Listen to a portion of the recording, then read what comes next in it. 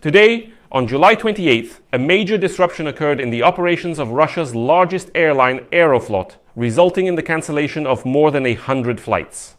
Aeroflot announced a total collapse and paralysis of all its operations. And now Belarusian hackers have claimed responsibility for this attack. And as it turned out later, it would take months to restore Aeroflot's system. In the meantime, the airline is paralyzed and is cancelling more and more flights for Russians. And that's not all. After Aeroflot today, the Russian government services system also crashed. In this episode, we'll discuss these hacker attacks with you, as many interesting things have come to light. My name is Pechey. Let's go through everything step by step. But before we start, I ask you to subscribe to this channel, give it a like, leave any comment, and be sure to subscribe to my Telegram channel, Pechey News. The link is in this video's description. If you want to support the work of this channel, you can do so with any donation using the links and details in the description of this video or by using the QR code on your screens.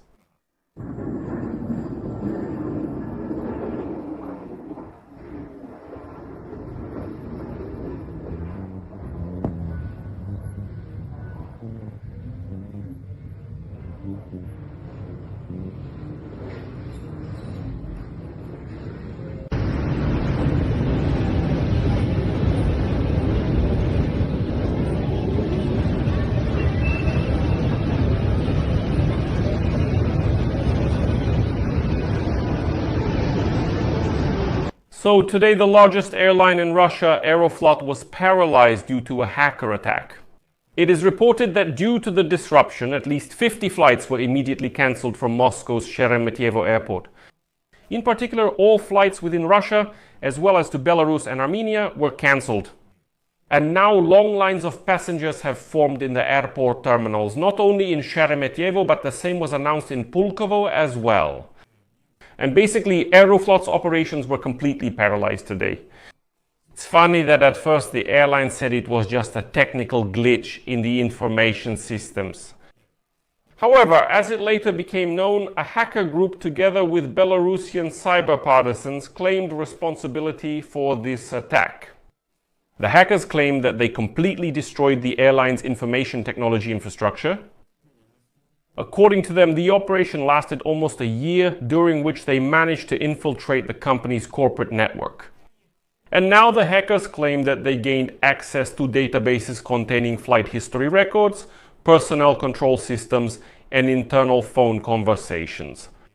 It is also reported that about 7,000 physical and virtual servers were destroyed.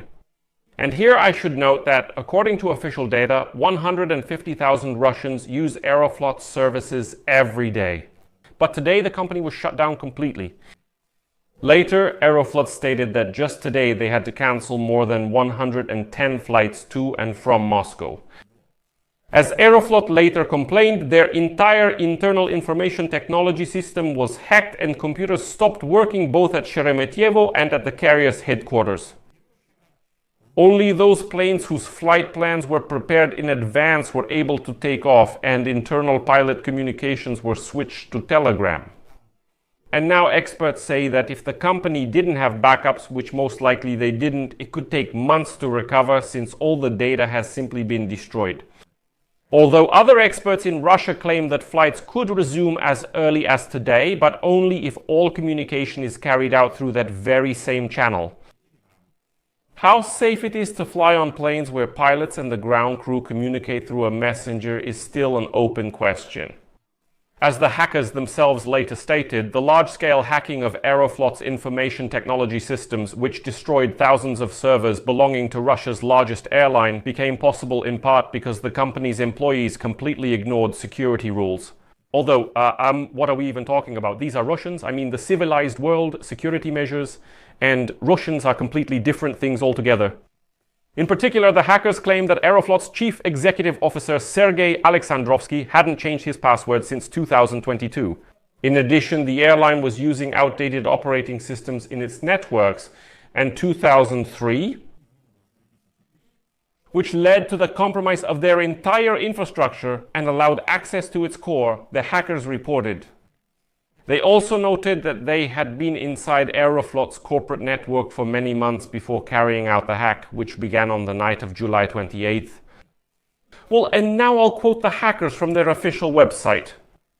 By morning, we had destroyed more than 7,000 servers and workstations, databases, and internal systems. We also obtained a lot of data about the agents and internal documents, and we will publish them later. Aeroflot's corporate network is in ruins. Most of the data is lost forever. And as the hackers later stated, the amount of information obtained by the attackers was estimated at 12 terabytes of databases, 8 terabytes of C files, and 2 terabytes of corporate email. It's funny that the Kremlin called the situation alarming.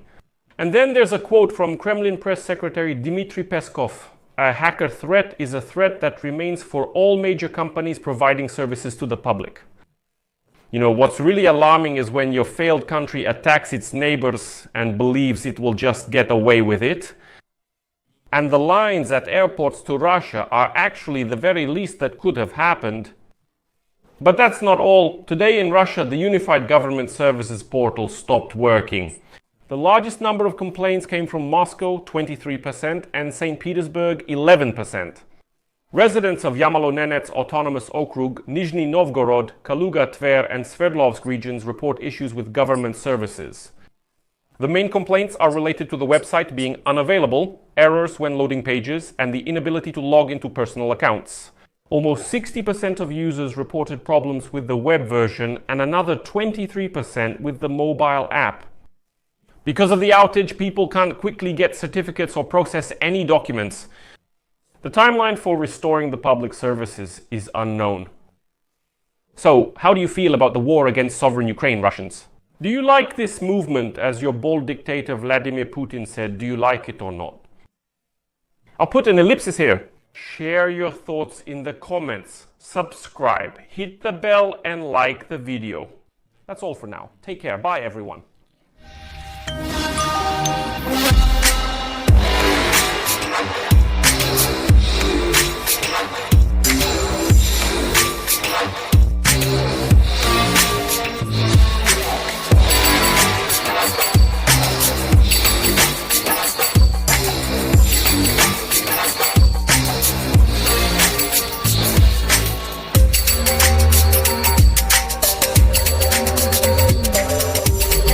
Subtitles created by